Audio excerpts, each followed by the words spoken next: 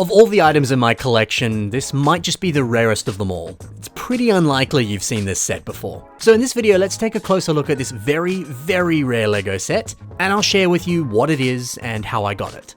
So I guess you could classify this as a prototype LEGO set. This model doesn't really have a name, it doesn't have a set number, but it was almost a part of one of the most fan-loved LEGO sets of all time, the Titanic. Now, I obtained this item in a rather special way. So in 2023, I was lucky enough to be accepted into the LEGO Inside Tour, which is easily one of the best experiences of my life. Essentially what the tour is it's 3 pretty much unforgettable days where you get to experience the LEGO group from the inside. You're given access to several places that are normally inaccessible to the public.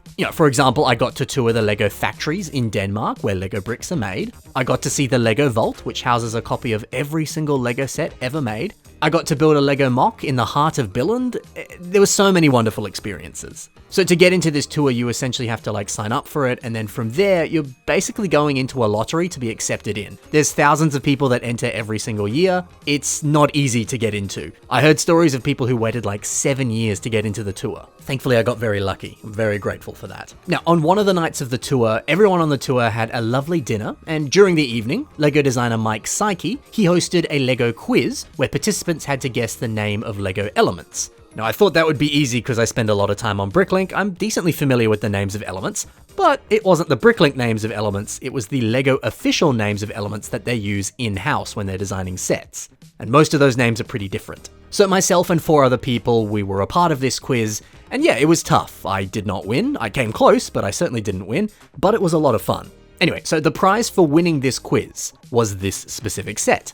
However, Mike was kind enough and he just gave everyone a copy of the prize, which was very sweet of him to do. Now, when Mike gave it to us, he explained that this was a LEGO whale and instructions were included inside to build it. Now, this whale was going to be included in the LEGO Titanic set, which was a set that Mike himself designed. The original plan was that you would build this whale as a sub-model within the set, and it would be included to demonstrate the true scale of this ship. However, that idea was scrapped and they decided to not include it in the final product. But Mike said if you look in the instructions for the Titanic, you can actually see it in there. And sure enough, that was true. There's a page here that showcases the scale of this set compared with other sets and other real-world things, and here's the whale. Now, there were 5 people in total that did this quiz, and Mike handed out a prize to all 5 of us. I got mine signed by Mike on the night, and I believe 2 other people did as well, so 3 of the 5 sets should be signed. Now, to my knowledge, only 5 of this set exists.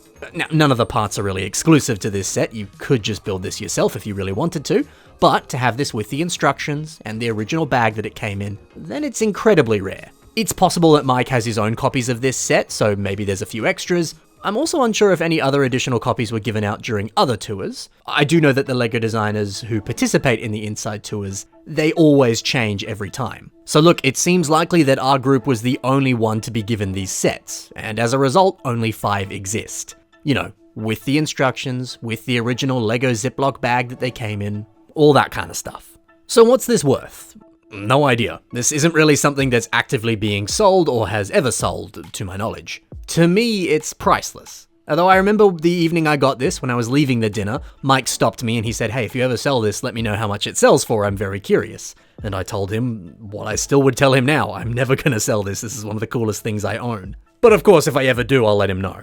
Now, to have a prototype of a sub-model that was going to be included in a legacy LEGO set like the Titanic, and to have it gifted to me in Billund, the home of the brick, during the inside tour, and to be given it in person by legendary LEGO designer Mike Psyche, someone who's made a lot of really good sets, like, for example, the Downtown Diner modular building, my favorite modular building. He also designed the amazing Dune Ornithopter, an incredible set. He made the 90th anniversary Galaxy Explorer. He was also a part of the team that made the fantastic Rivendell set, one of the best sets of all time.